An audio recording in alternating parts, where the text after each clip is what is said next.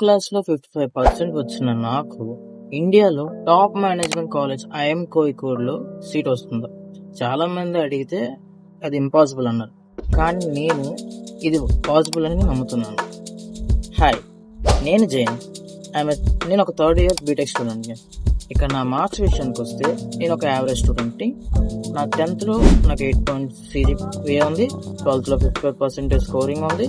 And నా present BTech score 66% ఉంది. జనరల్‌గా ఐఐఎం అంటే కేవలం 90% టాపర్సే అనుకుంటారు. కానీ నేను ఐఎంకే గురించి రీసెర్చ్ చేసినప్పుడు నాకు ఒక విషయం తెలిసింది. ఐఎంకేలో కేవలం మార్క్సే కాదు, డైవర్సిటీకి చాలా వాల్యూ ఇస్తారు. నువ్వు ఒక ఫిల్మ్ మేకర్ బ్యాక్గ్రౌండ్ నుంచి వచ్చినా లేదా క్రియేటివ్ స్కిల్ ఉన్నా నీకు స్పెషల్ వెయిటేజ్ ఉంటుంది. అదే నాకున్న బిగ్గెస్ట్ హోప్. ఇక్కడ నుంచి నా జర్నీ స్టార్ట్ చేస్తున్నాను. అండ్ నేను బిగినర్గా జీరో నుంచి ఎలా ప్రిపేర్ అవుతున్నాను, ఐఐఎంకే గురించి A to Z డీటెయిల్ అన్నీ ఒక సిరీస్లో షేర్ చేస్తాను.